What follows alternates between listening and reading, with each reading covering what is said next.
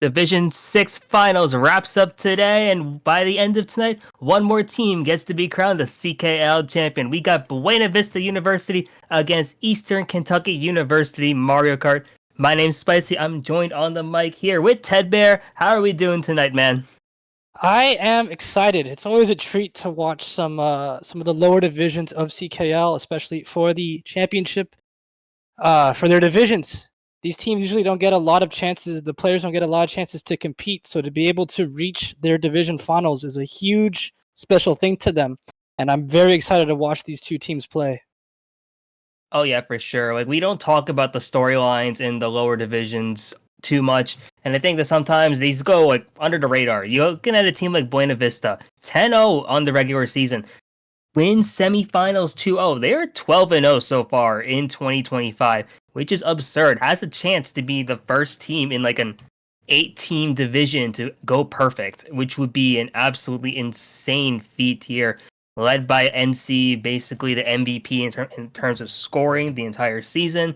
On the other end, you got Eastern Kentucky, EKU. This team's been kind of underrated in a way just because of they're not the undefeated team, but they've been quietly doing really well. They barely lost out on playoffs last season. I think they lost in the final week of the regular season to Wisconsin Milwaukee. But here they are now, and one of the most insane lineups you're ever going to see. It still boggles my mind that EKU actually has 6 players averaging at least 84 points, which is just absolutely unheard of in like any division of Mario Kart, regardless of what level you are. It should be an insane matchup, I think, here tonight.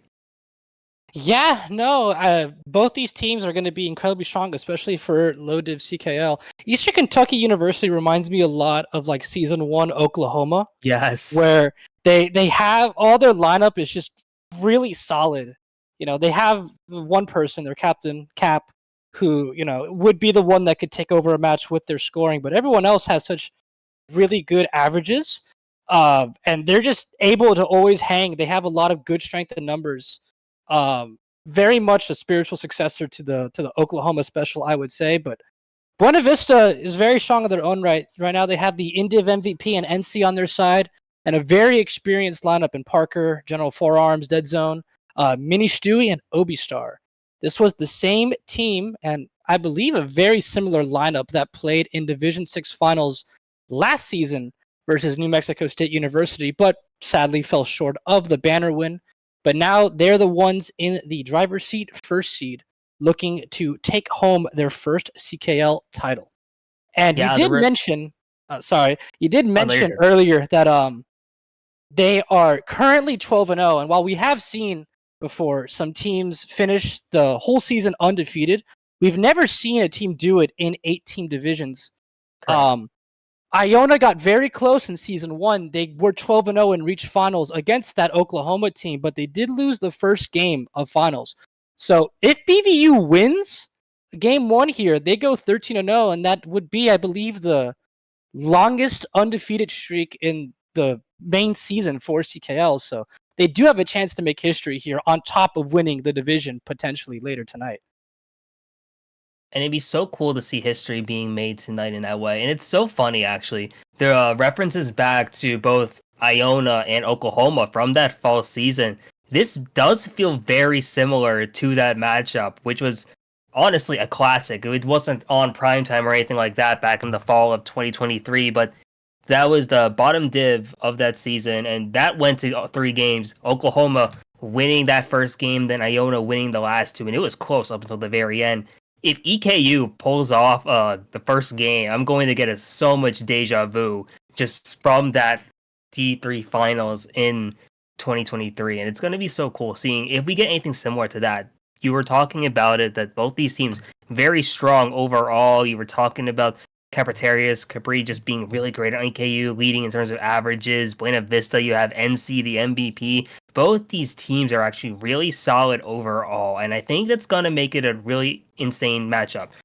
Buena Vista did win the regular season game 100 by 112 points, so it wasn't exactly as close as we could have expected, but playoffs are playoffs, and you know this yourself as a Division 1 and Division 3 winner in CKL. You playoffs atmosphere is just so different here, and it's really interesting here, especially for EKU in their first ever postseason run. Yep. I think one thing that's really prevalent in CKL, especially when you reach finals, is you have a lot of maybe your depth players.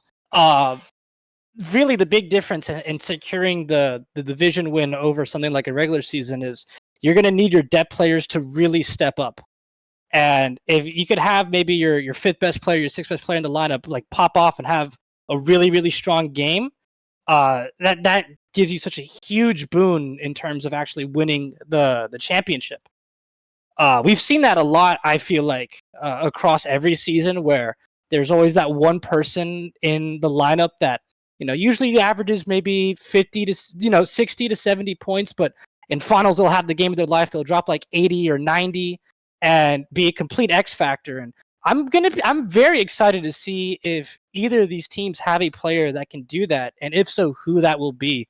I think that's going to be incredibly interesting to look out for. I agree. There's actually one player here I'm going to shout out on Eastern Kentucky University. Escape Savant. A lot of people aren't aware of this, but Escape Savant does have actually comp experience. They actually were a member of Only Friends and Grounded Gaming for like a couple seasons and in like the greater MKU scene. So not exactly like the top scorer here on EKU, but definitely a player who can step up as needed. And I think experience like that's going to go a long way. Because we were talking about the experience on Buena Vista before. There's players like NC who is kind of as well established in the high school circuit before coming into CKL. So you have kind of the mix of both worlds here. It's going to be so incredible to see how these teams kind of combat each other's experience, especially here in the final stage, everything on the line here. And if I remember correctly, these teams are playing without repicks as well for the entire set. So you're going to see a lot of different track picks potentially here. And I think that could be incredible to see just to what kind of variety gets brought out, what kind of strategy gets seen, especially here in the lower divisions where really you get to see some creative track picks already. So I'm very curious to potentially be enlightened to insane matchups and maybe some surprises tonight. Yes, I'm so glad you brought that up actually, because CKL, especially in these lower divisions, is so radically different from MKU and like kind of established norms and strategies. So not only do you see a lot of I don't want to say uncharacteristic, but like wacky character picks like Funky Kong or Dry Yes. Bones or Koopa Troopa, you'll also see a lot of unconventional tracks that you don't really see too often in wars, just because we're so used to them just not being competitively viable. But all of a sudden, to these casual players turned competitive through CKL, suddenly you could see really competitive like Thwomp Ruins or Baby Parks, just kind of out of the blue. And especially in a no repick setting, like finals, I'm incredibly excited to see how that will be. But here we go. We are starting off looking at Eastern Kentucky University Keenan. It looks like they are starting off with a Yoshi circuit pick, while Buena Vista is going Mushroom Gorge. So these are actually pretty typical track picks, I feel like, for the competitive scene. Yeah, it's typical in that sense. I would agree with that. It's really interesting seeing, I think that's Buena Vista going Mushroom Gorge, Buena Vista being the hosting team for this game one. It does look like they're in a lot of tough spots, and they have opted to go Mushroom Gorge just off the bat here. You were talking about the character combinations, and you love to see the variety, honestly. You see the combination of like Inside Drift, you see the different code Yoshis, I see Mario, Peach, and shout out to the Warriors. Mario. That was my old main. It's so refreshing seeing it back here on CKL Primetime. Yep, and here we go, starting off on Mushroom Gorge, and here's that different experience of the lower divs coming into play immediately. Usually on Gorge, you're used to seeing maybe one or two players from each team staying in the back, kind of bagging for items, but here we just see everybody running, and it looks like EKU has a very early, strong lead here. It looks like top 4. like a top 4 indeed at this point. It's the big thing about Mushroom Gorge is just seeing who's going to be able to take the gap jump, because really nowadays you see the gap jump be a defining part of this course at all levels of play. It doesn't even matter for a competitive. You see this in the casual setting as well, where that gap jump just defines everything. Keenan is being able to stay alive here, has to watch those greens from Melbell, one of their own teammates, but does have a red and greens in pocket, which do come out here. They are just going to be able to sandwich and get rid of these Buena Vista players, and this is looking to be solid here for EKU at the start. Doesn't matter, there's a red, there's triple greens to protect Keenan, and now it's just a matter of seeing, is there going to be anything in play? Ooh. That's unfortunate there. Thankfully didn't fall off, but this lap 2 is going to come to a close, setting up for a potentially insane lap 3. Yep, and we do see 2 EKU players in the front, but there are 2 in the back at least. So top 2, bottom 2, NC of BVU also in the back here. Very curious to see how this will play out now as we end up toward the end of the first race. We see some bills coming out, some nice pulls here by Keenan. I wonder who will be able to take the gap jump here. Who has Shroom with this tight of a pack? Let's see. Oh yeah, just watching that video, the blue comes out very late. Keenan's going to be going for the gap jump here. Unfortunately, not going to be able to get it. And that's actually going to change up maybe a few spots too. It does indeed. It looks like Keenan was the only one that went for the jump, but look at that for EKU, a 1-2-4 to start off. Very strong. Yeah, that was a great start. Top 2, 4, 6, 7 from EKU on a Buena Vista track pick as well. What a start for them. Now going to see what do they pick as their first rudder of choice here. The question is, do they burn their best tracks early? Do they go save it for down the line? And it's really important here against Buena Vista. Like, just to get a good start is so massive against an undefeated team, just to give yourself that morale boost, that momentum.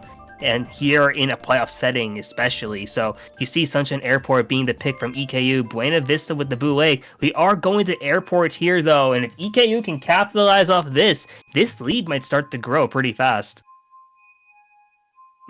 Sunshine, it's a very fun track. I really enjoy Sunshine, especially as a runner. Very happy to see EKU has the same sentiment there. Going to be very interesting to see how this will play out as we switch now to Capritarius' point of view. Yeah, Capritarius immediately getting that box too.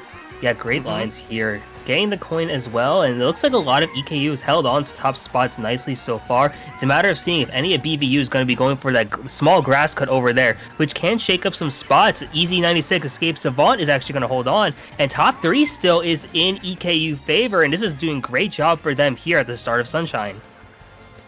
We do see NC up here as well. Cap goes for the green shell attack. Straight up. General Forearms is going to draft up and take the box from Cap. So we do see some BVU breaking into the top spots, but this pack is wildly close. It's really tight. We do see at least some EKU players in the back as Cap is forced to respect NC's trail and the space as we go back to Keenan. Triple Shrooms, shrooming through the pack. Unconventional will unfortunately take a red shell from G4A, but they still do have a Shroom for the cut. Let's see if they'll go for it. No, they're going to opt to just speed into the set here. Picks up some coins and burns the 3 Shrooms. We do see an EKO player head out on the glider. Unfortunate. NC still holding down 1, though, for BVU. Yeah, Capritarius right behind in second place. Has those double bananas here. Going to be able to take the smaller cut there to try and keep up with NC here. NC does drop the bomb, and that is so clutch for them. Trying to get themselves any space. Capritarius now getting comboed. That's a BVU down top 3 here. Yeah, that was a really good combo play right there on Cap. Unable to get the trail out in time to defend from the red. And we see a very clean break there by NC. We do see some EKU at least getting back up there. General Forearms has fallen down into 4th place, so it looks like a 2-3-5 maybe right now for EKU. As we head into the last item set, the red shell thrown at G4A hits him out, but luckily for him, it was thrown right before the glider section, so he will not be lackitude. Yeah, G4A actually going to come up close. Oh, the wolf hit, and now that's a lot of people just changing up spots right there. It looks like a couple EKU might have taken up. EKU 2 Oh my through goodness. 5-7. Wow, what a change up. Strong start from EKU here. Wow, yeah, no, it's always great to come out of the gate swinging in finals, establish that kind of dominance early, that rhythm. I'm very interested to see, because obviously we don't know a lot about just sort of the track picks for each team. So I'm very curious if EKU did their research on what tracks BVU likes to play a lot, especially where they're in the front, because it is very much a legitimate strategy if you start with these like very strong starts, like what EKU is having, to just start burning the other team's tracks since they can't repick it. We will be going to Blue Lake, though. That says BVU's pick, I believe, for races 2 and 3, finally getting it. Yeah, I like this pick here of Blue Lake, especially for BVU. You do have the opportunity for NC to just run away here, but you also do get some shroom up spots, as well as an opportunity to just draft up here. You have the extra coins, and it's going to be pivotal at this point to see, can you break these EKU tops who are just going to be able to get up now? Capritarius is going to shroom early just to try and establish some space here. Going to be able to get into a button or box here as well. Trying to see what they're able to do here. What are they going to be able to pull? Not going for the Shroomless cut, playing it safe at this point, but you see a lot of BVU making their moves up, and now NC's in tops once again, and the few members on both sides now getting hit out. Toast in second. It looks like Fire now coming into play into the pack here, and what a chaotic first lap here at the Ted Bear. Oh my goodness. Yep, but we do see there's been a lot of consistency so far through these 3 races that I've seen. Cap, Toast, and NC up here in the top 3. That was kind of the story for a lot of Sunshine, a lot of the race of Sunshine, and then for a majority of Gorge before Cap got comboed down, I believe, into the bottom. Trailing the red shell, I believe, with his teammate behind him, so he's got to be a little careful with the spacing, especially since he messes up the line right there. Shroom in pocket. Toast has a bomb in 2. Let's see what he tries to do with it. As everything... Oh, trail out right there. Didn't get to see who it is, though, as we switch to Keenan. He has a clean shot right there on G4A. His teammate's right there. He's holding onto that red shell. Fox coming up in a bill as we head to the final turn. Great pull there by Keenan. They could pull ahead of the BVU player right there. Potentially messes up the line, though. Will not be able to do so, but that's still a bottom 2 for BVU, I believe. Yep. Oh. But this is a good race now for BVU. That's a 1, what was that, 3-4 or 4-5?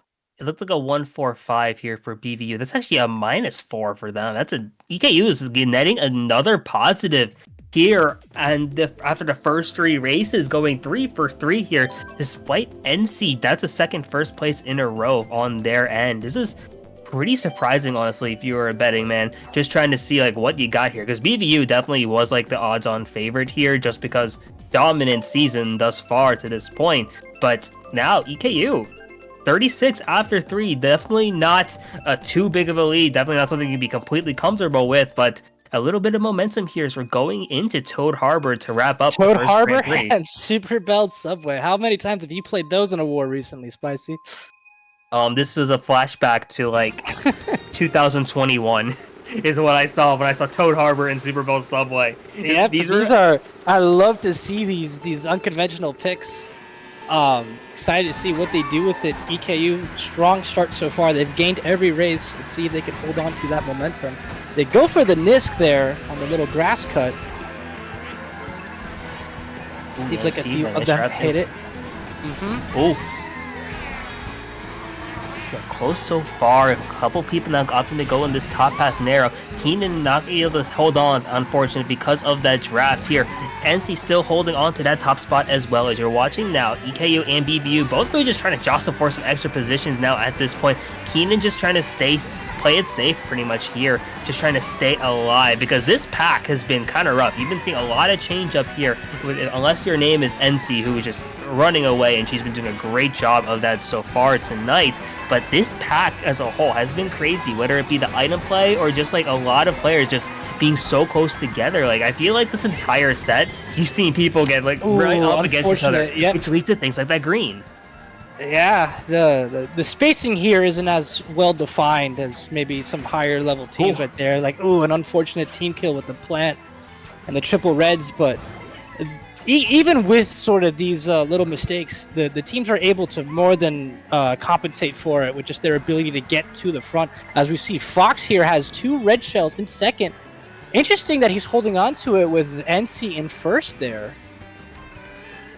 Yeah, I was wondering, like, you could definitely start to combo them out, especially because you look at the lead that NC on this Mario has, and they are absolutely gone at this point. Even there's a blue shell. It's not going to do too much here, but you have to wonder if there are any other items in play. Capritarius does have the bullet bill, is going to pop it here. It's going to pass a couple of BBU players at this point, get into this next set as well. NC does get hit out there in the top spots, and the pack has suddenly gotten a lot closer. Oh, and Lee lose tops. Yep, I believe that's now EKU into first place. That's a top 2 right now. That they do have forearm. Oh. No, forearms just gets hit out right there too. And NC's fallen down into 5th place. This could be a big race all of a sudden for EKU. Oh, unfortunate smart bounce there on Cap. One of his teammates does have a bomb. Oh, let's see how this race will end. The bloopers coming out. Yeah. You're just trying to see what's going to be able to be the last spots here. Just trying to salvage really anything at this point. You see a couple of the character diversity from Buena Vista did make their way up in the tops, but I think EKU did steal first. Yeah, 1, 3, 5, 6, 9, 10. EKU, yep. once that's again, going to be another game. They're just getting these positives. It's such a strong start for them. Already up 48 after the first 4. That's a great first GP to be able to go up 48 like that. Always great to build the momentum. Just got to make sure to hold on to it, and if suddenly a race starts going your way, got to make sure to definitely not panic on EKU's end, right? Especially in this position, right? You're allowed to be a little bit more lax with it. You could be a little bit more cerebral with sort of your decision making and your track pick, stuff like that. The fact that NC was holding first for I think so long there, but they were able to just get it. They're just ready to play today, man. They're doing really good. Yeah, you expected that from NC, already leading in terms of scoring once again with that 41. Fox right behind, though, in 40. But the big points here, the plus 48 from Eastern Kentucky. Super Bell Subway, haven't seen this in a while, either at CKL or in the greater Mario Kart scene, but definitely a track where you can get a lot out of this, whether it be from the running side of things or from bagging. You do see that traditionally in the lower divs, you do see a lot more front-running presence on tracks like this. So it is going to be interesting to see, like, how do these players just drive this track, which can be kind of difficult at times, especially with the pacing of the different subways. Right now, at least early on, it looks like a top 3 for EKU, and another BVU player gets hit out of there to top 4. Phenomenal running ability right now from Eastern Kentucky. Oh my goodness. Takes the cut in second place with the Shroom. 8 coins here too. We do see NC fighting their way up though. On the mini-map, Mel Bell holding down first place with their inward Yoshi. Is this track good for inward drift? It's not like the most common. It's not the most common runner or like common track you'll see for inside drift, but they're just really comfortable on this track. It looks like very surprising because you don't see this track being picked often like anywhere nowadays. And to see EKU just be so strong and it's so good. Great horn there by beautiful NC. Horn. Yeah, in the Shroom to take the cut, but he's gonna get backed with the red shell, and all of a sudden, Cap's in last again, just like Mushroom Gorge. Very strong combo plays here. I wonder if that might have been an accidental team kill as well, because it did look like there was a lot of EKU tops. But we do see at the front there, an EKU player spins out. Buena Vista will hold second. NC fighting into second, cutting that lead down. A bomb comes out, and Keenan and Fox are hit out. Is unfortunate here. It's such a close pack now. NC fought their way up to second place, but EKU is going to grab first. Fire coming out at the last second here, but it does look like a couple of BVU secured those mid spots. Top 2 from EKU though is going to be good. They do get bottom 2 as well, so it doesn't look like it'll be a super big gain. Yeah, plus 2 here, +2. but still another gain here for Eastern Kentucky. And a very strong first place there by Mel Bell as well. Yes. Very awesome to see. I believe in terms of the main players for EKU, especially, Mel Bell is obviously very strong, being in their starting lineup for finals, but they're not one of their top players, I guess, in terms of individual play. Yes. Obviously they had a great average, but usually you're used to seeing Toaster Oven or Cap Right, be up there in the yeah. front. So and Fox as well. So to see Mel Bell on 48 pace here after only 5 races is incredibly strong. Definitely stepping up today. Yeah, it was a question of which player or players from EKU were going to be stepping up here in finals, because this entire team, they're deep. This entire team is basically averaging 94 points across their top 6, which is kind of unheard of across like any division of CKL at this point. Has arguments to maybe be like the deepest team in the entirety of low division of collegiate, which is just so awesome to see here. Keenan does gonna have the shroom. He's gonna hold it for now. It looks like gonna pop it right before this set, trying to stay alive. Oh, I have to burn those.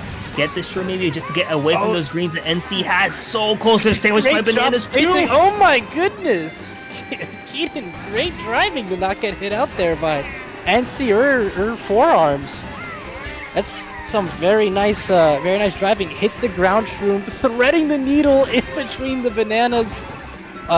Still space though away. NC very smart, throwing away the green shell to not hit out their teammate there.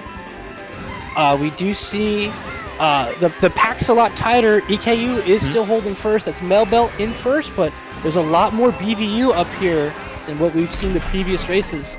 As strong as EKU has been and as strong as their lineup is, you can't discount BVU. They are undefeated so far for a reason.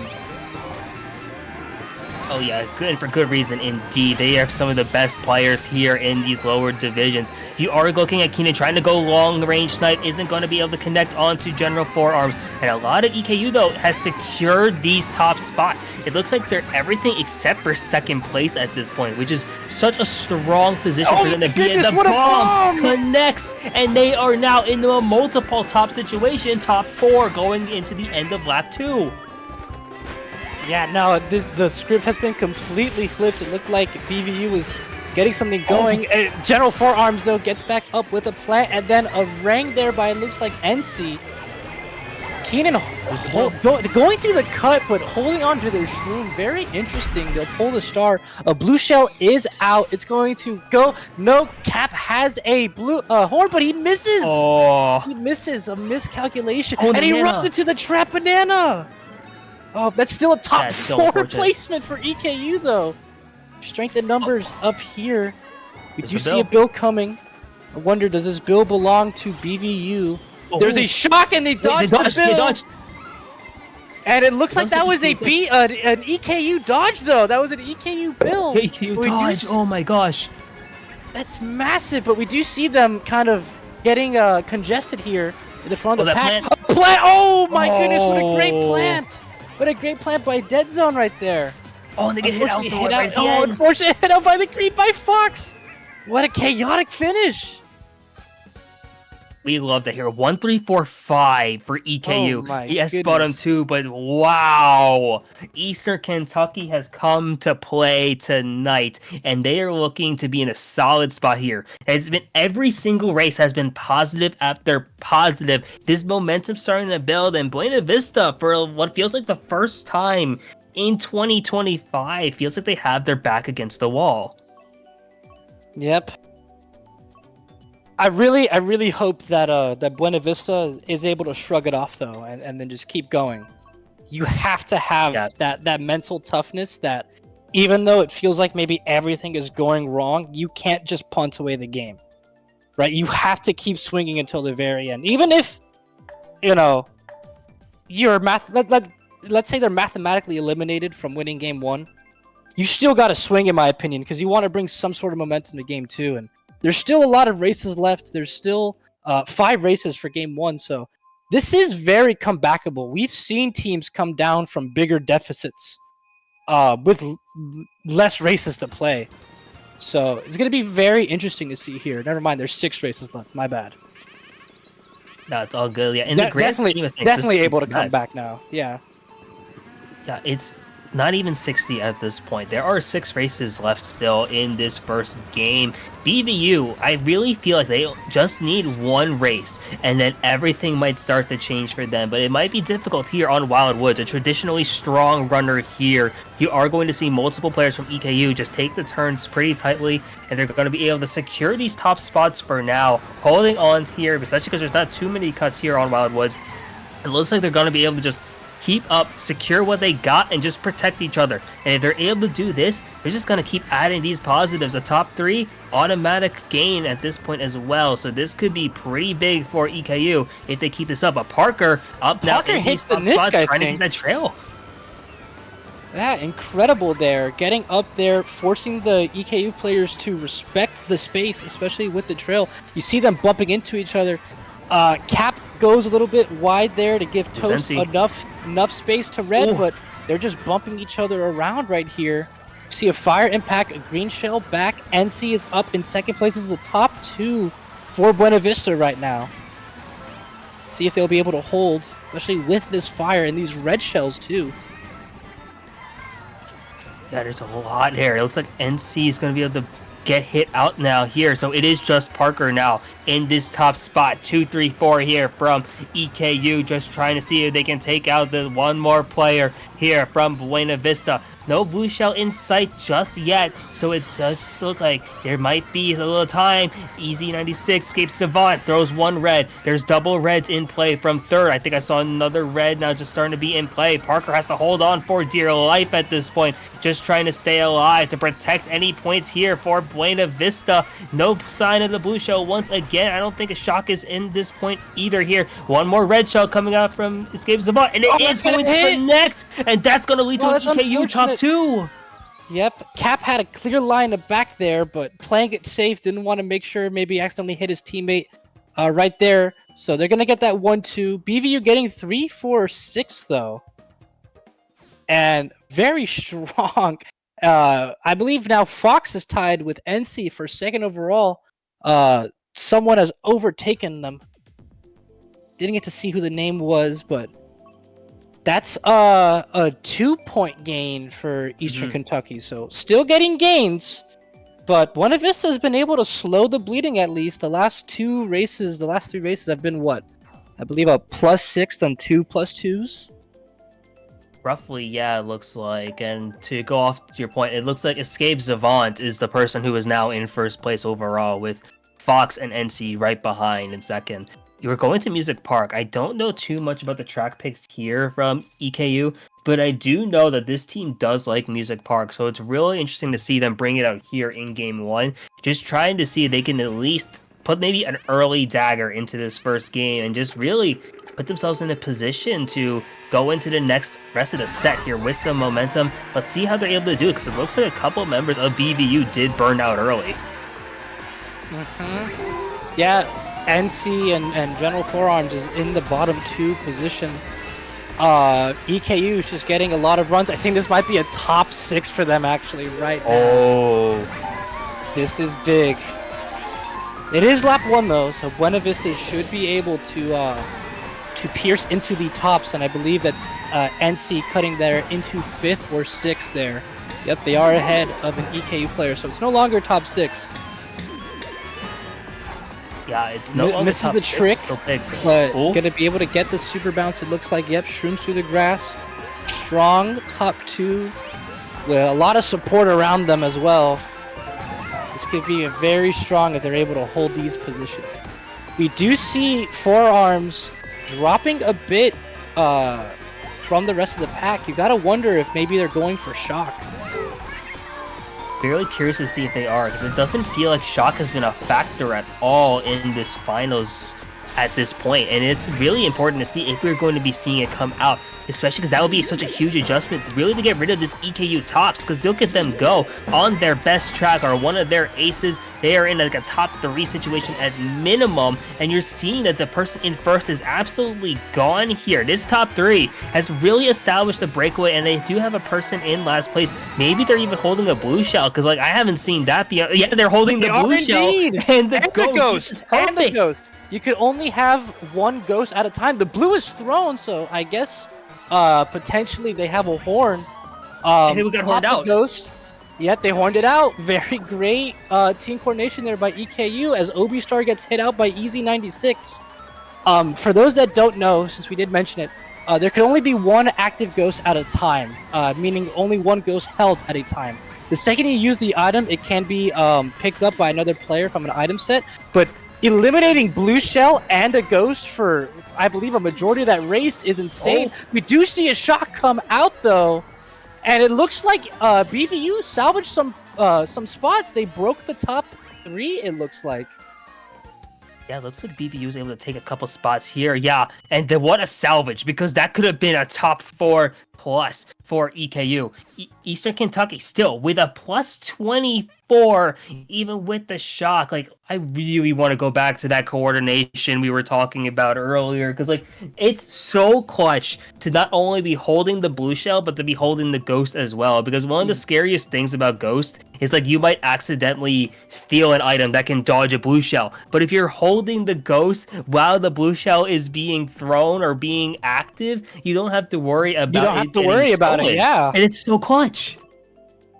Yeah, EKU is just, for game 1, they've been firing on all cylinders. It's been incredibly strong. I'm a little speechless. I don't think anybody expected this. We still do have a GP left, and though it gets increasingly harder, it is still possible for BVU to win game 1. And even if they don't win game 1, if you could just, get some good races, get some nice results, you could have some momentum to go into game 2. It's not the end of the world if you go down in finals.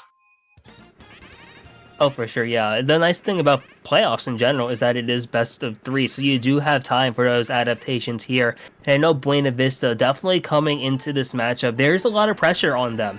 Not only are you undefeated, but this is your second time here. They're trying to get the job done, and sometimes those nerves really do kick in here on this first game, and you kind of play a little more tight, which does make things harder for them. EKU playing a little more loose, it looks like. Playing with some extra confidence, and that's been really pivotal for them in this matchup so far. And you're going to just see them just try and draft up. This is such an interesting track here, because Sydney's a great track to just get those drafts early, and you've really seen a lot of like how close these packs were across all of these races. Like, any drafter just gets so much value when the pack is so close. Yeah, we do see some items being thrown around. G4A getting redded out there by Cap. Earlier Rang took out Cap himself, but it looks so far right now, it's just the same story. Oh my god, what a crazy horn! Destroys 2 greens, but Stewie's not able to get that last one, and Cap gets him with the green throw as Keenan trails out G4A. No, G4A lags back up to the front. That's now a 2-3 for BVU. A bomb trail! Oh my goodness, what a trail there. That was a nasty trail at that point, and it's going to lead to a couple members of BVU now able to go up into those top spots. You do see, once again, the pack is still very close overall. Stewie in 10, Keenan in 11 here, and I don't remember who that is in last, but it does look like, no, it looks like a BVU player it is. So here we are. EKU does have opportunities to maybe make something happen, as he does grow in the first place. It does look like General Forearms in second as well, and this could be exactly what Buena Vista's been looking for. Maybe a nice positive here, because it does look like they have some top presence. There's a lot of EKU in the bottom here. This looks like a top 4 right now for Buena Vista. This is very strong, and they're really not at the distance to pull the really strong power items like bullet bills. A nice little traffic cone shot there by Obistar, and Keenan's gonna get starred out. Unfortunate. Yeah, and you just have the red shells. You gotta back them because your teammate's right in front of you. You can't do much. This looks to be a big race. There's a bomb snipe at the line, though! It takes out a few players from BVU. Oh, BVU's gonna get a top 5-10! Big race by BVU. Big race.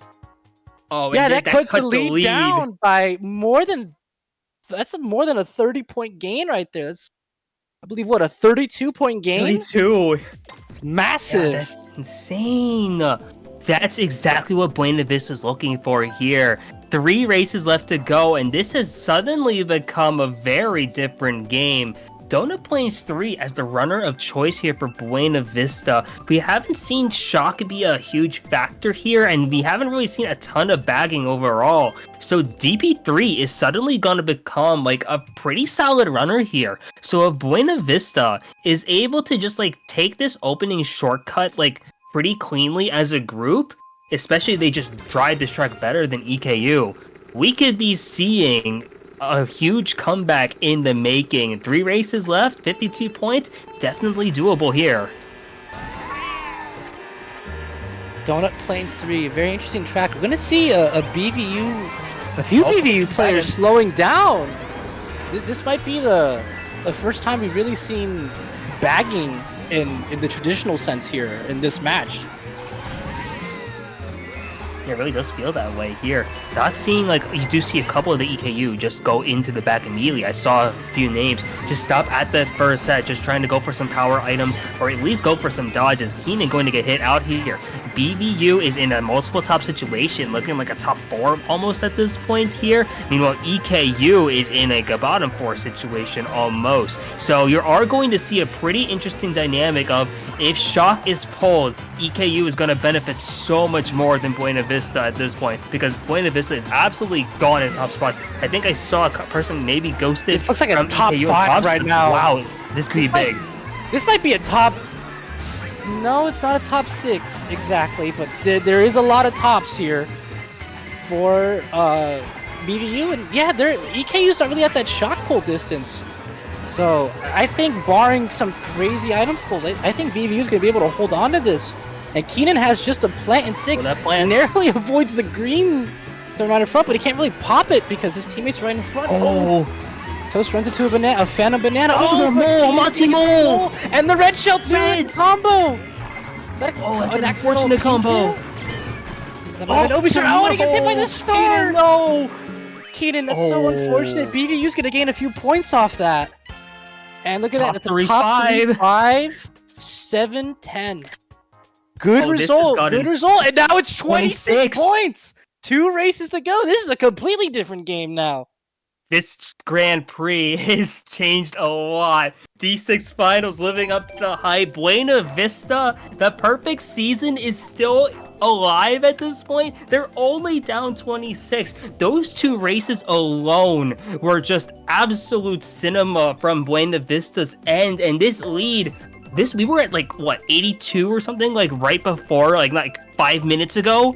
And now it's 26. This is insanity. We're going to Yoshi Circuit here, our traditional bagger. EKU just looking to reset. Yeah, and honestly, even with those really bad races, EKU still has a few points to play with. So, you know, they could go for these baggers and they could go for these resets, even if it doesn't work out tremendously, because if you just get like a -4, like a -10, like 2 -10s, you still win the game. For races 11 and 12. So you're still able to play that more defensive, kind of conservative style. Great banana pull there by G4A. We do see some more players slowed down for the bagging, but we do have an EKU player out in the front and a mix of people in the back, it looks like. Yeah, it's a nice mix of spots pretty much all across the board from both of these teams here. You are seeing some players opt to bag. Yoshi Circuit, one of the most defined baggers in this game. You have that really strong bullet bill extension in the waterfall cut, but you also do know that Yoshi Circuit, it does have a lot of running capability in a sense where you get rewarded for good driving here. And you see quite a bit of EKU has actually opted to play this almost as a pseudo shroomer, where you're able to just get these shroom cuts, and they're suddenly in this big top 2, top 3 situation. That's a top 3. does come out here. A blue is coming out. Oh, The play drops out of first. He pulls the stream wait. in first, but it gets horned anyway. that's Oh my insane. god, that could have been like such a cinematic like drop out of first. Teammate pulls the shroom and dodges the blue. That would have been a phenomenal clip to see, but instead we get the safer route of dropping and getting the horn. But they're still holding on to the top two. That's the important thing. Any sort of gain here could really put the game out of reach for BVU. Oh, a bomb pulling first with 10 coins. Here. This could be big.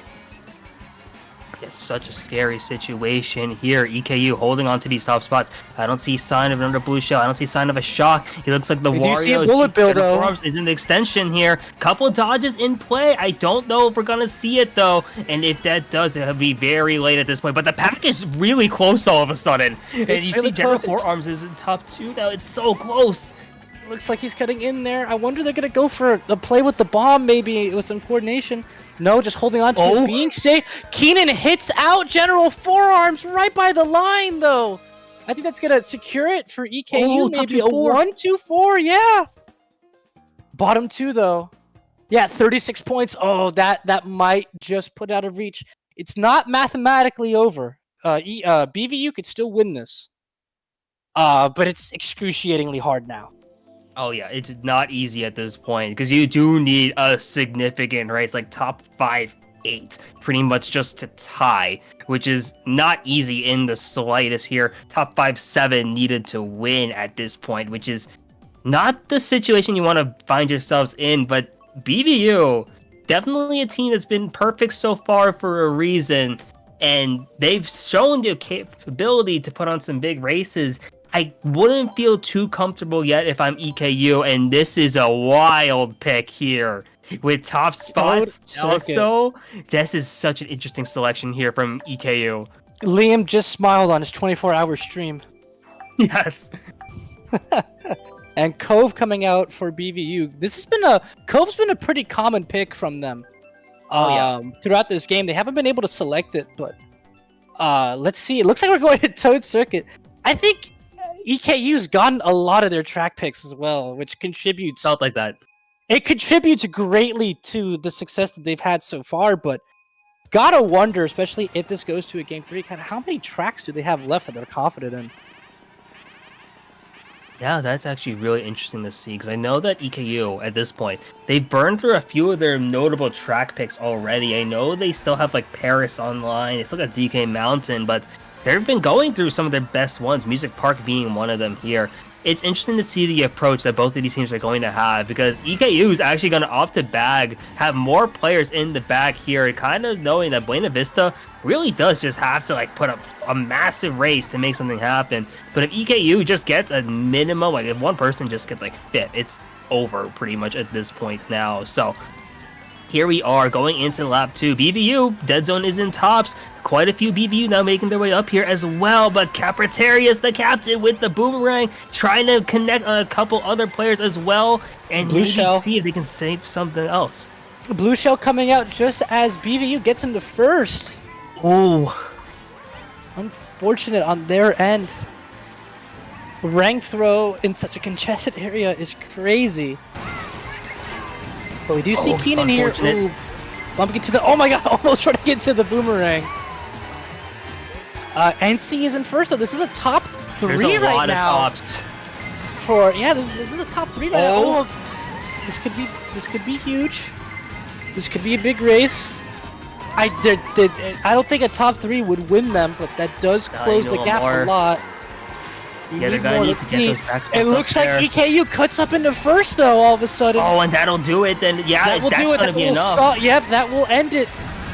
It looks like maybe either a 1-3-4 or 2-3-4, but that should clinch it for EKU. Yeah, no, that definitely clinches that 1-3-4. I was completely wrong. Yeah, I will not question a Toad Circuit pick. I was unfamiliar with your game, and they go up 20 points with that. A 56-point victory.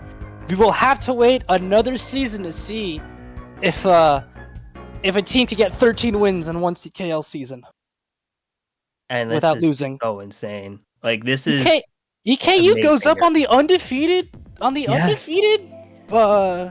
Beavers. That's insane. It's flashbacks to that first ever 6v6 season. Iona, Oklahoma, once again. Is you had Iona, who was perfect up until finals, and undefeated Oklahoma, a team built off of depth, a team with basically no like immediate weakness, comes in game one of finals, upsets the team that was undefeated. And this is just the exact same story all over again. Now, in that fall season, you saw that Iona was able to clutch it up in 3 games, and it came down to that last GP, basically. But here we are now. Game 2, EKU has a chance to win it all here, pull off the insane upset here as an underrated team, or Buena Vista has a chance to still win Yep, D6 after it is a losing out. best of 3. It is a best of 3, and Buena Vista has been in this situation before. They have experience in the exact same situation. They went down in game 1 last season. They know the pressure of playing a game 2. Yes. I'm going to be very interested to see what adjustments they make and how they come back to see this. Or how they come back into the match for game 2. I'm excited to see it. We will be back with more Collegiate Mario Kart soon, right after this break.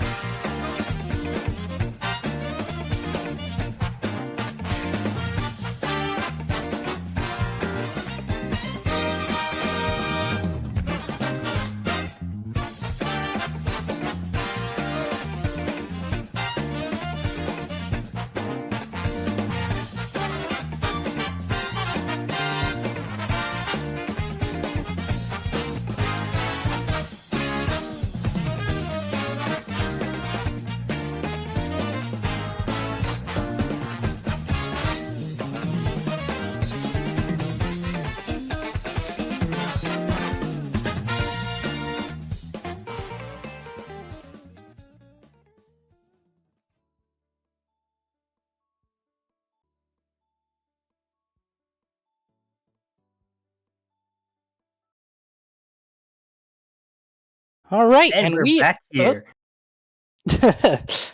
we're just so excited to get back into this I know. match after that game one. How are you doing after that, Spicy? I'm still at a loss for words of what we just saw. First of all, EKU ends the undefeated run that BVU had. BVU didn't go down without a fight. Taking a minus 80 to a minus 26 in 2 races is absurd, pretty much. But it doesn't matter because at the end of the day, Eastern Kentucky is up 1-0 in the set. Is 12 races away from winning their first ever banner here in CKL. Meanwhile, Buena Vista trying to win out their first banner as well, especially after the heartbreak of losing out in last season. Interesting picks from both sides Yeah, immediately. we're going straight to Ninja Hideaway. I was going to say, as one little thing, it's been a rough season for undefeated regular season teams so far. We saw Virginia Tech fall in playoffs after finishing the regular season undefeated. ASU won the Sun Devils in Division II, had an incredibly close set versus UGA that went down to the wire, and now here Buena Vista down a game after starting 12-0, and we are starting with Ninja Hideaway. What a bold pick here to bring out in finals. You see this every now and then in low div CKL, and this is just one of the greatest skill check tracks pretty much in the entire game. If you know how to play Ninja Hideaway, you will tend to destroy teams who don't. And EKU, I'm pretty sure, is the team that picked this track. They must feel very comfortable here on Ninja, and you can see why. A lot of tops early on here. NC's still in third place, while Cafeteria is still holding on the tops with another member to support them in the back as well. So they have that bomb in first here. Has some opportunities to maybe just get a bit of a breakaway here, but the pack is still fairly close overall. I'm wondering to see what's going to happen despite EKU having this top 2. I'll be interested to see if they go for the Nisk there, or the Nisk on the thing. It looks like they do go for it, and so does General Forearms as well. We see NC falling behind in the back, maybe going for a shock pull, but right now this looks to be all EKU at the front. Look at that top. Oh my goodness. That looks like a top 4. I want to say maybe a top. I think it's a top 5-7 right now. We just have Parker from Buena Vista up here, fighting a dogfight, trying to hold on to some spots. Oh, and it's so scary because you see Parker actually has to go wide. They don't know that Keenan has these triple greens coming out. EKU in a potential top 6 situation, it looks like. That's an unfortunate ghost, unfortunate ramp there as well. So maybe we're not going to see the fridge here to start off this game 2, but what a statement we're looking to see here from EKU. They have the crazy 8 still from Keenan, maybe able to steal a couple more spots. It looks like a Buena Vista player got backed by greens there. Oh, Keenan's so close to starting out. NC bumps them though. Will get the draft. Gains a spot, it looks like. Yep, gets the 7th from 9th, and that's a top 5-7 a start for EKU. That's a 38-point start to game 2. Oh my days.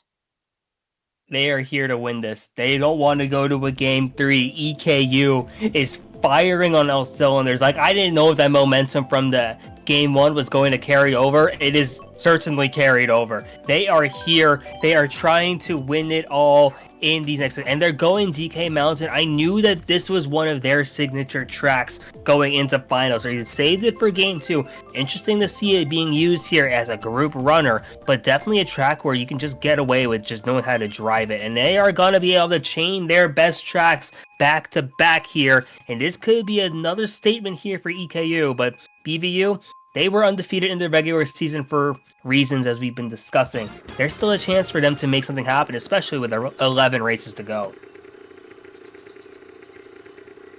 Yeah, DK Mountain for top 5-7 it's an interesting pick, because most of the time when I see this track be picked, I feel like it's a team trying to game shock with the cannon set, or maybe try and pull a bill for that ending cut, and how far that takes you. But to see in this position is pretty interesting, I must say.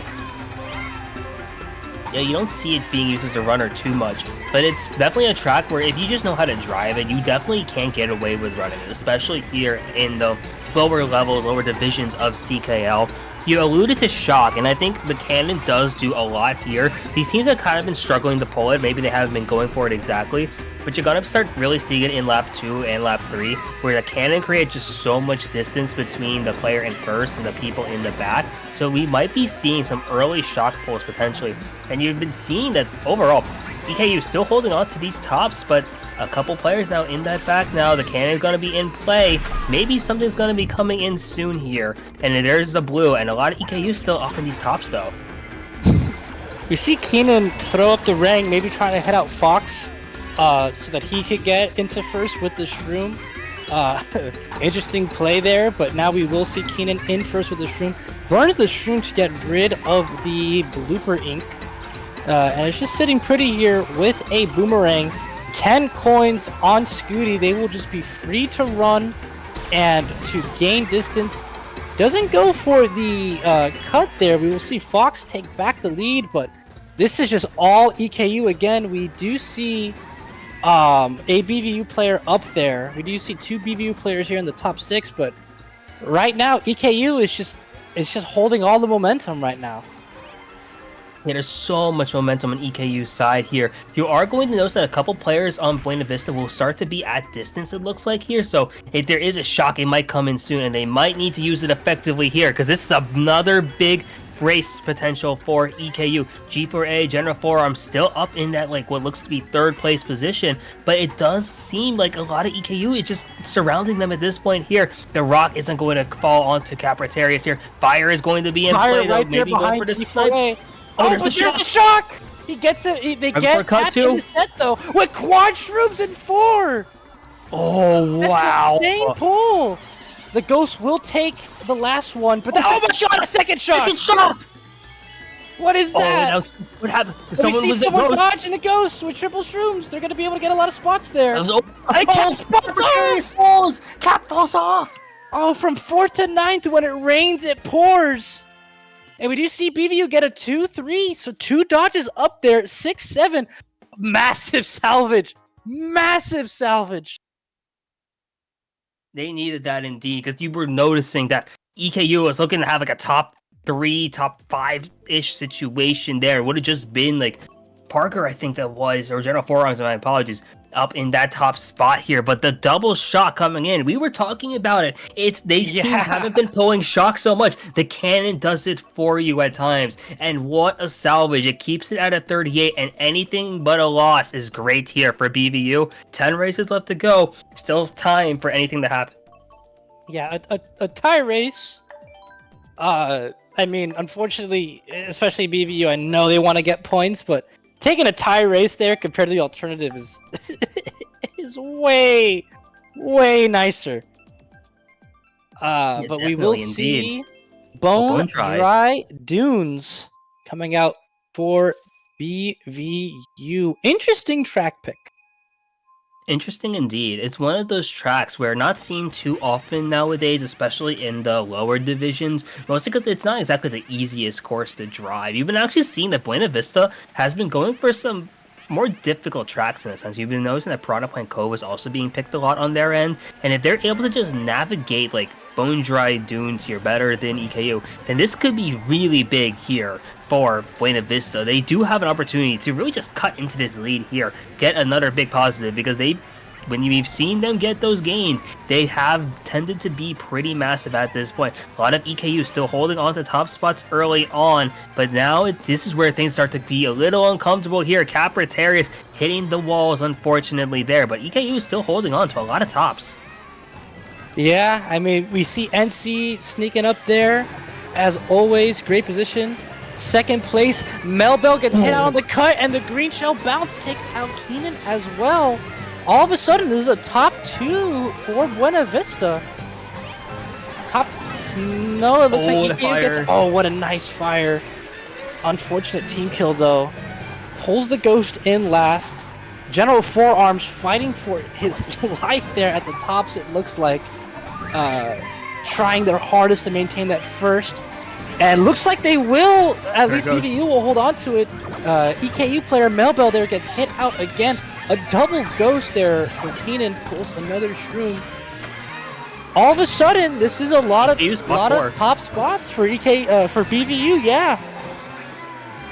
Yeah, Eastern Kentucky suddenly in a bot 4 situation. This could be big here for Buena Vista. Melbell once again getting hit out. Keenan also getting starred out at this point here. Yeah. Avatarius, this is scary here. Can they pull something? Another ghost in play. Another ghost.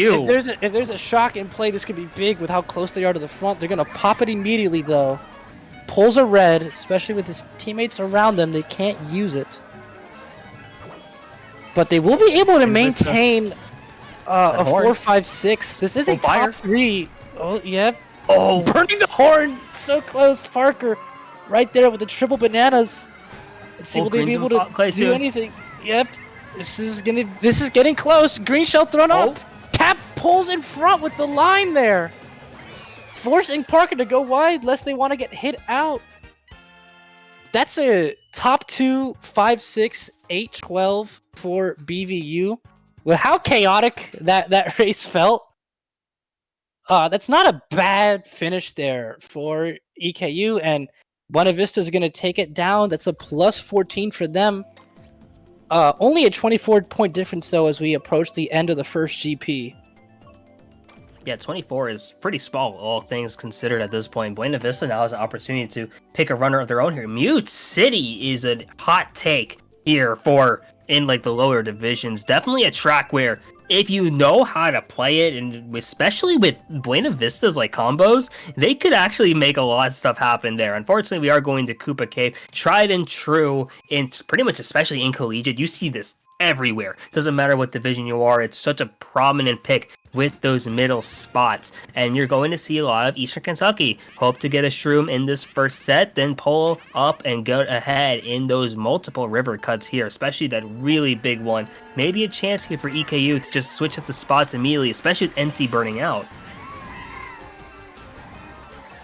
Yeah, triple bananas in pack. That could be a very dangerous pull, especially if your teammates are close around. I believe Toast did hit out one of their teammates with it, but EKU, they've been getting these massive wins all set just on their ability to just immediately get to the front. Like there's no breaks, there's no stopping or spacing. They're holding A as hard as they can, and my goodness, it's working really well.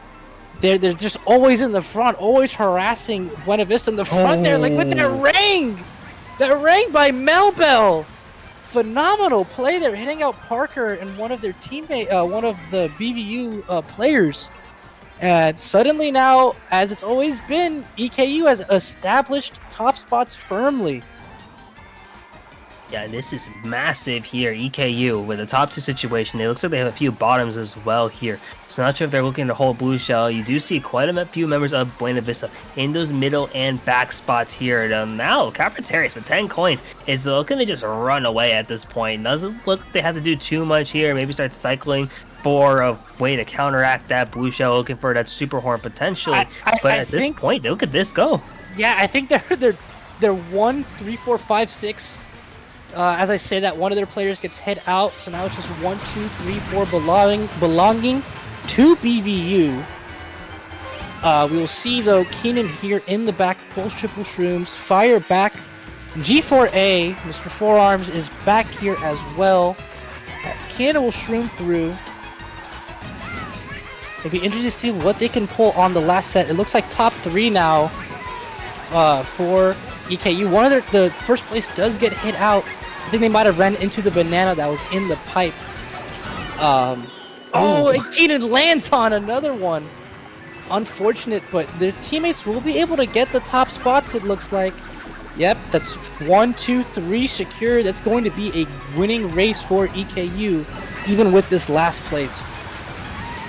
Yeah, it's going to be a sizable positive, it looks like, too, because it looks like at least 5th place there. Maybe have stolen some other spots. They got top 4 off of that. Top 4, 12. Wow. Yeah. Oh, my goodness. Now that's a 46-point lead for EKU at the end of GP1. I think they were at a similar point total at the end of the first GP as well. Similar, yes. I think it was a 44. I want to say, don't quote me. Or if somebody in Twitch chat remembers, please let me know so I could correct myself. But it's just been all EKU, and they get another track pick on top of that. What a great way to just keep chaining momentum here. Yeah, and they're going into Paris Promenade. This is one of their signatures once again. And this could be really big here, because I do know that Eastern Kentucky does have a few players who really do like this track here. I think it's Melbell especially, who's a pretty big fan of this. And they're in the spots to do so here. A lot of players going off to the right side here. You have this nice split, actually, pretty much on that mini map where everybody just goes on different paths.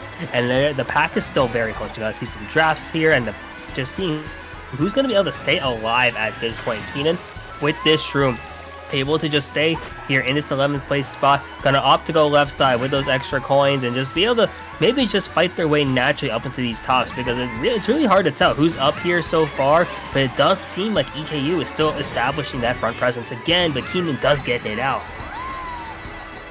Yeah, NC with a nice green snipe there. We'll cut to Cap, who has triple greens in 4 with his teammates all in front of him.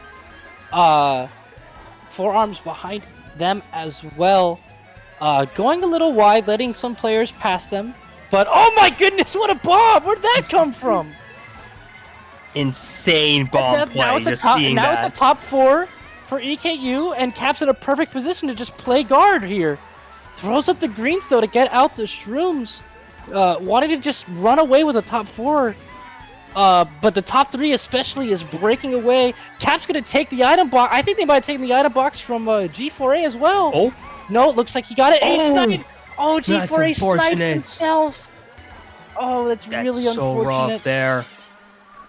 And this top 4 is big here from Eastern Kentucky. Even the blue shell wasn't going to do too much. Even that blue shell is not going to slow him down. And a fire in 4. It looks like Keenan's in 5. So close now. The Bill's going to come up here. Is Parker, but it's going to go the wide path, though. Yep, and now the fire's out in Cap's hand. Teammate right there. Parker cuts up in front of them. The red shell gets blocked by Easy's trail. But Cap's not able to hit out Parker with the fire. The spacing! Oh, Cap eats it to help his team at least get that top 3. The ultimate sacrifice there. Oh, the shock! We do see a shock and a Bill, but the Bill's Keenan. He doesn't. Cap didn't lose any spots there. So that's the top 3, 7, 8, last I believe. Yep, for EKU. That will be a gain. Another gain for them. 62 points now as we approach the halfway point. This has been insane. I don't know what else to. It's crazy. Time is starting to tick now for Buena Vista. EKU is just every race they've just been able to get something happening, whether it be a strong front run presence, whether it be them coming back at the end. We are going to Water Park after Paris Promenade. I didn't know this was in the EKU arsenal, so this is interesting selection here, and it really makes sense with their running capability. They have a couple inside drift, I think, as well, so Water Park would be perfect for them. Buena Vista just trying to really get a track pick. They finally get Mute City here, and we've been seeing it before. When they do get positives, they have been sizable. It's now just a matter of, can they get something big here on Mute City? Because yes, you don't need to cut the lead immediately right away, but you do want to stop the bleeding here at 62. Maybe start cutting into it a little bit over time, especially with 7 races left. Yeah, Mute City is, truth be told, I have not played on it much, despite being the biggest F-Zero fan and self-proclaimed F-Zero fan in CKL. So it's very fun to see this track be picked, especially in the final setting. We're gonna see NC here cutting out into the front. It feels like for most of the set so far that NC has just not been able to get into the front. We did see last game that even with the big races that EKU was having, NC was able to at least pierce the top spots and hold on to it for their team. But, oh, what a bomb! And now it's season last. Commentator's curse. Yeah, you hate to see that play. And now there's going to be some chaining of reds, it looks like, as well. And this looks like a sizable, at least top 3, or at least like a 2-3-4, it looks like here from EKU. VVU still holding on the first place with that Black Birdo here. Capriterius is going to get hit out by that red shell. Does chain it forward here. Maybe hitting onto Parker here, but not too sure. Parker does get hit out eventually, though. Keenan now in fourth. Has that Rang, has the fire. Never mind, Rang getting ghosted immediately as I say something. And here we are now. VVU still holding on the first, but a lot of EKU right behind. Yep. Oh, and G4A is going to get hit out there. Yep, NC's there in 6th. The teammate right there as well. Next to Keenan. Keenan elects to throw up the fire with Fox right there. Interesting gamble. NC will trail out an EKU player, and all of a sudden the EKU top spots are scattering all around, but they're going to suddenly take first place, though. Oh, and it's big. They have shrooms. Yeah, they can take the cut. Oh, the horn! What a great horn! I believe that was Parker's horn. What a great horn by Parker. Oh, big shroom cuts. Oh, green's bouncing all around. There's a red shell impact right there. Oh. Someone got hit the line, too. Oh. Okay, oh, 1, 3, 4, 5, 5, 6. Big race there for BVU. That was a crazy ending. Oh, my goodness.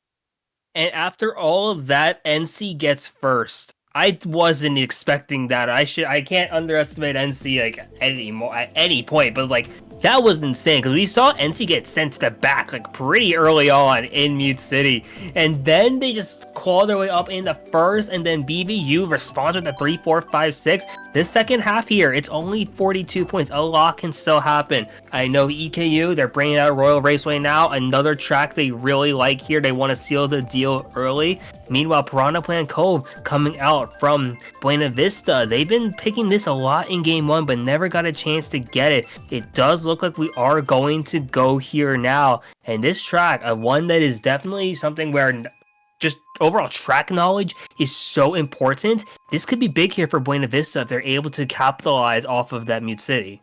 Yeah, no, this could be big. I believe that Mute City was the second biggest race they've had so far. During this whole set, they did have that top 5 in Game 1. But now they finally get the track pick that they were trying to get all of Game 1. So, let's see. This could be phenomenal for building momentum here for Buena Vista, which would be huge for them in their quest to win the championship and send this to a Game 3. Oh, Keenan's going to get trailed out in pack just as they get the draft up. Goes for the little cut there.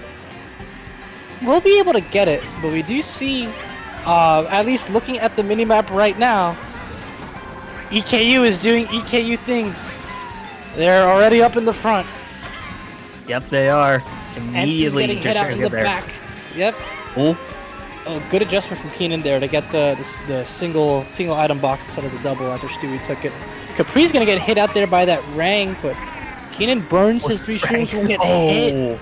And they have no coins right now too, so they're going to be in this back position for a bit. This pack is so mega close. They are like right on top of each other. That is such a scary position to be in here. Like someone with a plant is going to get so much value here. Triples are going to be so scary. Red shells might start to hit multiple people at once as well, which could be really difficult to navigate here in this section. One shroom isn't the defense you're looking for here. That horn from General Forearms comes out. Does connect, and they have a fire too. They do have a fire too. This pack is so close, I can't really see who is where outside of EKU holding at least first place. You see a few players run into the thwomp, but this is just so close. This is the biggest dogfight we have seen so far this set as we enter lap 3.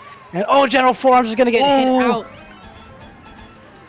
My goodness. Also connecting.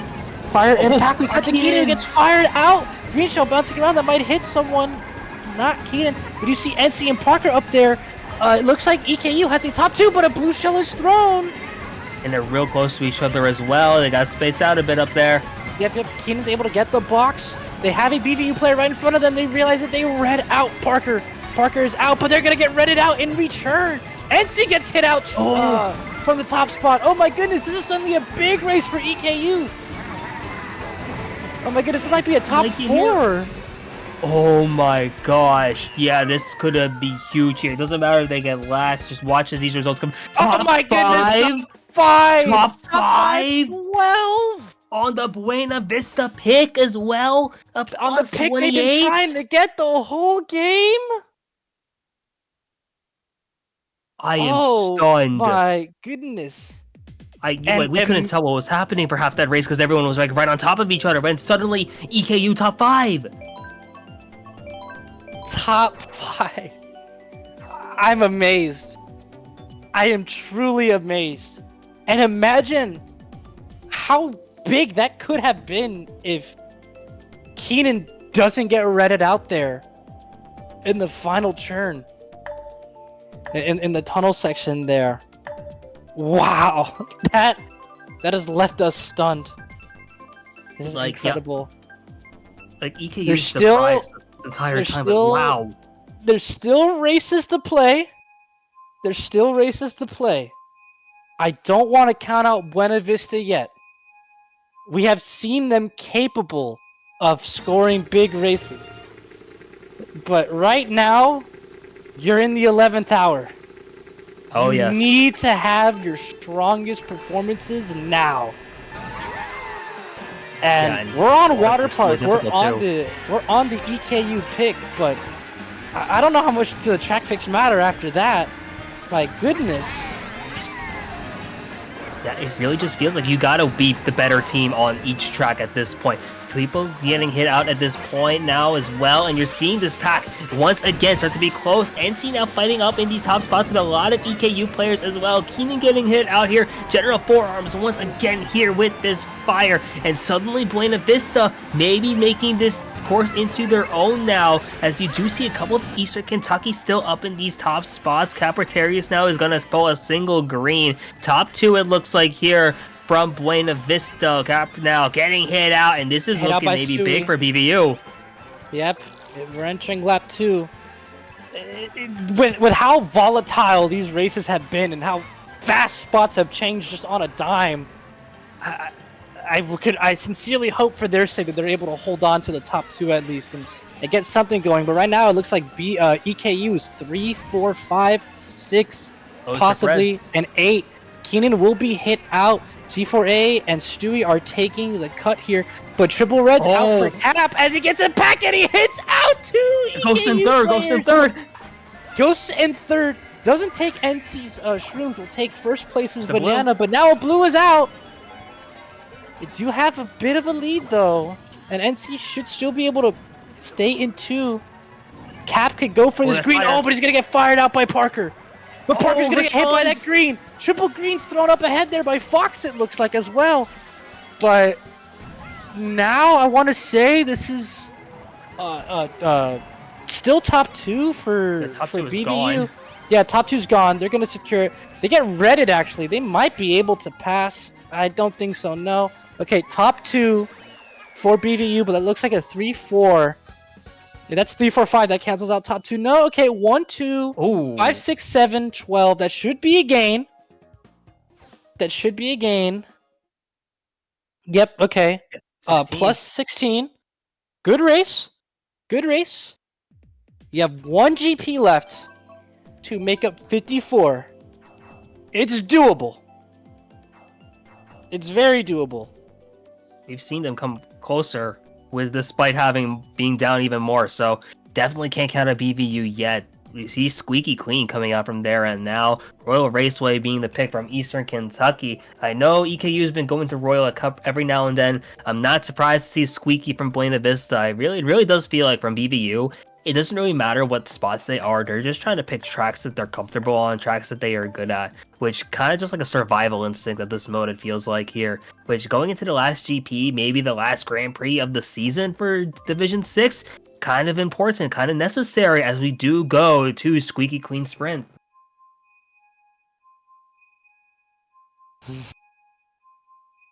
This is incredible. This has been incredible to watch. It has been. Selfishly, I will say, I do hope BVU could pull off the comeback and send it to a game 3 because I just do not want this set to end. I want to watch a game 3 between these two teams. Because my goodness, has this been entertaining. Yeah, Division 6 definitely living up to the hype so far. The Red Shell skipping everyone here, wanting to get in on the action itself now.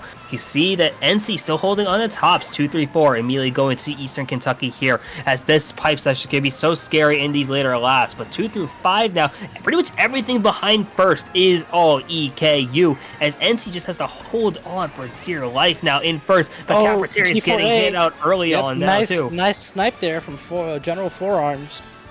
Hits out Obistar though. In return, Quad Shrooms, nice pull here, especially for this little shroom cut that you can take right here. We'll go to Keenan, who's in second place, 7 points. We'll overshoot the box a little bit. NC holding down first. Fox and Keenan have shrooms in 2-3. NC has to hold this position as strong as she can. Because you need the first place if you want to make this comeback. Oh, and green. Keenan will get greened out. Has a bomb though. This could be really strong. I think. Yeah. Okay. Parker is right there. G4 is right there. Goes for a bomb bounce. Crazy. Triple reds and 4. I think that bomb might have got him forearms. General Forearms is in last place I think now. so.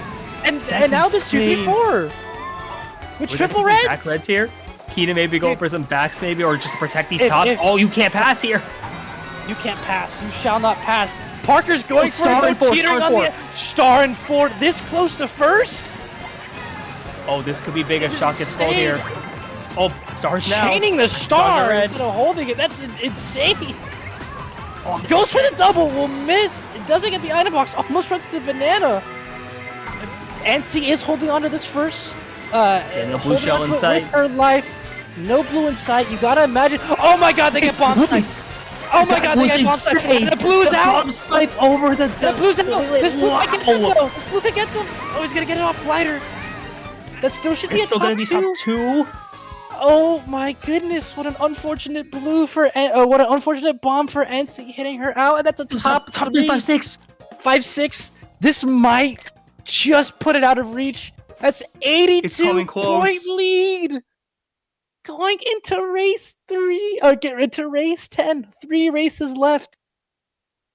One more will do it. One more positive will be enough here for Eastern Kentucky to win finals here. What an insane race. These bomb snipes especially have been insane. The guts to go for that bomb snipe in the glider is with your teammates all around you. That's the championship level plays that you have to gotta go for those plays. Division. Yeah, go big or go home. EKU just has the killer instinct. They've been on fire. Credit to them. They have been on fire. I truly do not know. And of course, I don't want to doubt BVU, but the chances are so slim right now. I don't know if we've ever seen a team play as good in finals as EKU has across all 4 seasons of CKL, all 4 main seasons. I truly can't recall a more dominant finals performance so far. And they just have top 3 casually on Weibo.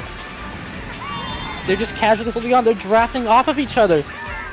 No, they're playing so well. They're playing on point. They all get items. Well, unfortunate hit out there from Keaton. A little bit of a commentator's jinx there, but wow. This has been insane to watch here from EKU. You've been seeing just like on like all ends, they've been able to just capitalize off of any little opening they get. They'll create the openings themselves if they have to here. Capritteri is not going to be able to chain into items, but it doesn't really matter too much. NC's the only player here from BBU up in these top spots, is able to trail out Melbell now. Capritteri is now going to burn that shroom, going to be able to get another box here. NC still the only one up here for BBU. This could be big here because you do need a decent positive just to really keep yourselves in it. Yeah, and I think especially for EKU, what might be on their mind is that even if you take a minus race here, as long as the minus isn't massive, yes, you could still clinch victory, possibly. Well, no, not mathematically, but you would be in such a great position anyway if you take a minus. Yeah, it's just fighting for position at this point. You just want to put yourselves in that spot where you can basically be in the driver's seat here. 82 points, a big lead, but you definitely don't want to let up too soon. Blue Shell does come out now, finally coming out. This could be something here, but a lot of EKU is still in these top spots. They're pretty much everything up here. It's really now the question.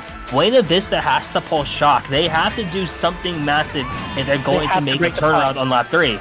They have to break the tops. Because right now they're not in top breaking position. They have to get the shock. You see their players dropping back, going for the Hail Mary, the suicide shock. Right now it's a 1, 3, 4, 5, 6, I think, for EKU. That's massive, but I don't think any of them have a dodge. No, Keenan pulls a ghost behind his triple shrooms. Yeah, and this is big here because this is insane now. EKU in the driver's seat now. They can smell victory. They can taste it. It's not much longer for them. In this top 4 situation, question is, even with a shock, is it going to be enough? Because look at how many tops BVU has. Keenan can just pop this ghost now, and they are set for the rest of this race. This season is about to come to an end. EKU underdogs no more. With a top 4, they are going to win Division 6 here in CKL. Top 5. Top 5. Top 5-7 again. Top 5-7 again. They're too good. What is this team? That's 120. That's 120. You could BVU could top 6 them twice, and it still would be over a 1 race margin of victory. What the heck? I think that's their 3rd top 5 of the set overall. Or I believe actually the first one might have been BVU. Insane. Insane. Oh my goodness. EKU wins. EKU underdogs. They had lost to BVU in the regular season by 112 points. And this time around, plus 56. Game 1, I think it was plus 56, if I remember correctly. And now game 2 clinched in their favor. We don't know what the we don't know what the final point total will be, but wow. If you ever thought that low division CKL may not be that skillful or may not be that exciting, I hope this set has emphatically proved you wrong. Because, oh my goodness, what a performance by EKU. And this is their first championship in CKL. Their first playoff appearance, their first championship, their first banner. I think we could both say from experience, man, there's nothing like winning your first banner. Whether it's your college school or MKU or Pacific League, winning that banner is so special, especially when it's with your friends. And I really hope that BVU or EKU, sorry, is feeling that joy right now. There's still 2 races left, but my goodness, there's a lot of cause for celebration if you're an Eastern Kentucky fan.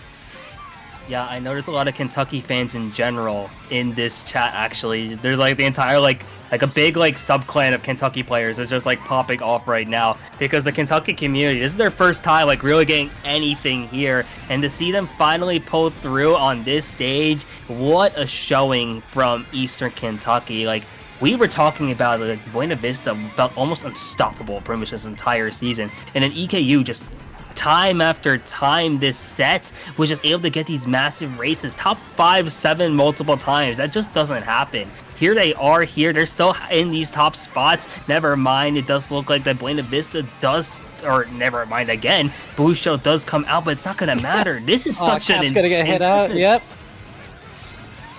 You could just cruise this last lap. Try to enjoy it as much as you can. On EKU's end. Can't really get rid of his triple reds because his teammate is right in front of him. NC and Obistar, though, are right there. He pops the ghost, so he will be able to get rid of the reds. He's going to hit out NC, it seems. Goes for another one. Gets the hit right at the line. Oh, my goodness. That's a top 4, 9-11. Wow. This They are might 5 of be top 6. this might be, even if BVU gets a top 6, this might be the biggest margin of victory in CKL playoffs ever, I think. Well, not ever, but for finals. It's definitely up there. I And don't even if it's wow. Yeah, I can't recall. I can't recall a team ever looking this dominant. Like even if the numbers don't paint the whole story, like the eye test is insane. Like you see some of the things Eastern Kentucky has been doing this entire set, whether it be some of the coordination with like the items or just the driving, the sheer guts, also the killer instinct, like you were talking about. That's championship mentality here. It doesn't matter what EKU's record was. They didn't care what happened in the regular season. They knew they just had to win 2 games here today, and they were going to win. They're going to wrap it up Division 6 here on Mount Wario. Kind of symbolic almost in a sense with this gold medal performance here from EKU. But like, geez, like one of the best showings I've seen, like regardless of division in CKL. Yeah, I mean, incredible. Simply incredible. I don't know if there's another word to describe it. Buena Vista, I mean, it was such a long season as well. They Yes. pulled off some incredible things. I really hope they don't take this loss too badly. I know how disappointing it could be, but you gotta try and hold your head up strong, and just come back stronger next time, because they definitely have the talent to pull it off. This is their second finals in a row. They have the talent. Mm-hmm. They will be able to put it together and get their first championship win at some point. I believe they could definitely do it in fall. It's just a matter of coming back and coming back stronger. And I know they can do it. I know they can pull it off. Yeah, BBU is a very talented group. Like, you're in finals 2 seasons in a row for a reason. Yes, today just wasn't their day, but that might not matter really here. In the future, it's a group with a lot of potential overall, a really bright future. You don't just get to finals 2 seasons in a row by sheer chance. This is a very solid group overall, but at the end of the day, Eastern Kentucky just had it, and that's really all that it comes down to sometimes here. Keenan in the start, the final section here for Mount Wario, the final section of Division 6 Finals. EKU is going to wrap up with this victory lap here with some fireworks, it looks like here. What a bomb! What a bomb to signify that on. That's been the story of Game 2, man, is these incredible bomb plays. And I think that's a 1-3 to end it for them. Yep, 1-3, 2-4-5-6 from BVU. Incredible performance by Eastern Kentucky. Incredible game.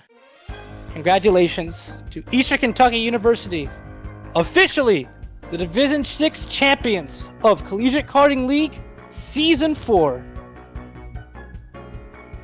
And then what a poetic way to do it. They got in the overall here, it's top 4, 6, 7. If that was top 5, 7 on the indivs in game 2, that would have been just so symbolic for what EKU was able to do today.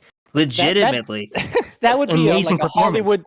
That's a Hollywood script you throw into the trash because you think it's too unrealistic if it was top 5, 7 like that. I know, That would right? have been insane. That would have been insane. But amazing performance. Amazing performance by Eastern Kentucky University. There's just not much else to say. I'm at such a loss for words because like EKU's performance was just so good. Like it's so hard to say like perfect performance, but that's as close to perfect as I feel like you can get sometimes. Like so many things just went right. They were just playing so well together. And it's just beautiful to watch sometimes. Like this game, as chaotic as it is, you will see those like beautiful moments, the beautiful game, basically. And that was immaculate. Just a amazing performance. Congratulations to them. Capritarius, Escape, Zavon, Foxfire, Keenan, Melbell, Nihilium, Spooshy, Toaster Oven, EKU, Eastern Kentucky University coming in, winning Division 6 here in CKL. Yeah. I mean, I mentioned it earlier, man. There's nothing like there's nothing like your first banner. There's nothing like your first championship. That will be something that you cherish for as long as you play the game. And especially, I feel like getting a banner in CKL is just so much more personal uh, because you see these people almost every Yes. day. You talk with them every day. You interact with them every day, and you're representing your school and your college on this national stage. And it's such a special occasion. Uh, Incredibly happy for Eastern Kentucky University, and I'm incredibly thankful for both them and Buena Vista for putting on such an amazing finals for us to watch. Yeah, this is legitimately like one of the best finals I've seen in a while. Really, just the gameplay from both sides just immaculate, like just insanely great stuff. It does sound like we are going to be getting an interview with at least one player from EKU, so really excited to hear what they got to say because, geez, that was such a great showing from that side, and it's just awesome to see a team like that really put all the pieces together after coming up short, barely missing out on playoffs in the fall. Making it into playoffs here in the spring wasn't exactly seen as like the top contender, but then doesn't matter to them. They're gonna get their way to finals. They'll make their way then to win it all here in Division 6 for CKL. What a season it has been for EKU. Yep, we will be getting an interview very shortly.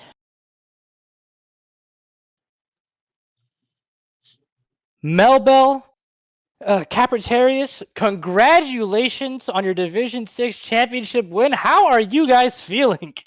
Good. Awesome. Oh my goodness. That was just such an amazing performance on you guys' end. You came out swinging in match 1 and you guys just continue to dominate throughout the whole set. How did you guys just hold on to your momentum and not falter? I'm really curious because that was emphatic to watch. Well, when we first played BVU, we made note of all the tracks they picked, so we Oh, just practiced them a smart. lot. And I also feel like it was a lot of trust and teamwork because throughout the last couple of weeks we started to learn and grow how to play as a team. And I feel like that was also like one of the key things. Yeah, we actually noticed just how many amazing team plays you guys are making throughout that game. Horning out the blues, those bomb snipes. That bomb snipe in particular on a squeaky clean sprint there at the Squeaky, end oh was, my gosh. oh my goodness. You should I want you to watch back the broadcast to see the reaction because that was insane. I know we watched our teammate do it, and he was losing his mind. I would lose my mind too if I Same made a here. play like that in finals on the biggest stage. Incredible. Oh my goodness. I hope you guys are incredibly proud of what you have accomplished because that was amazing to watch and I am very happy for you guys. Yeah, and we were Thank you Especially just so after last proud of much. our season. teammates.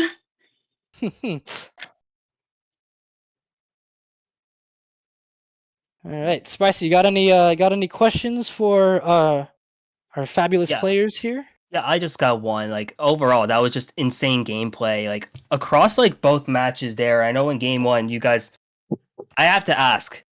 At the end of game one, when BBU started to make the comeback, how did you guys what was it like on your guys' end? Like what was the feeling from your team and how did you keep everyone composed just to seal the deal in game one? Um, we mainly just kept things positive, kept our head up. We grounded ourselves, like told ourselves we were still in the lead. We just need to keep confident, keep playing how we're playing. Yeah, I Yeah. agree. I'd say you guys played the way you were playing throughout that Oh whole yeah. set. You kept it up. Oh my goodness. Yeah, that was just overall insane stuff. And then follow up question then. Game two, there was a point where you just started to run away and really start to really establish yourselves as the one to win it all. When did it start to sink in that you guys were going to win this? And what was it like when you guys realized you were going to win?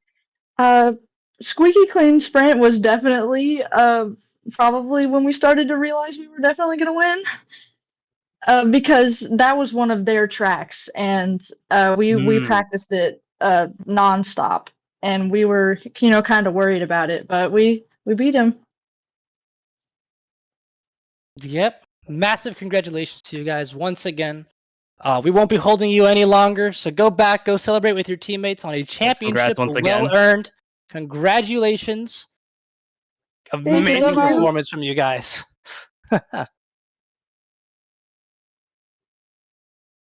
All right, bye. Yep. Thank you for coming in. Oh man, we still have championship matches to play, and they will be streamed here in the near future, live on the Twitch page for Collegiate Karting League. Just as a general reminder, before we log off for the night, our staff applications are still open in our Discord server. So if you would like to join either the media staff or the tournament organization staff for the Collegiate Karting League, go ahead and get your applications in. They will be closing on April 20th. So make sure to get them in if you are interested in helping the league out. Finally, for our last announcement for tonight, if you are itching to play more Collegiate Mario Kart, the National Racing Collegiate 3v3 Summit event will be occurring this Saturday. And if you have not signed up or have found a partner, please look through both the CKL server and the NRC server to sign up for such a very fun event to play. From here in Collegiate Karting League, I've been Ted Bear. And I've been Spicy. And thank you all so much for watching. We will see you again next time.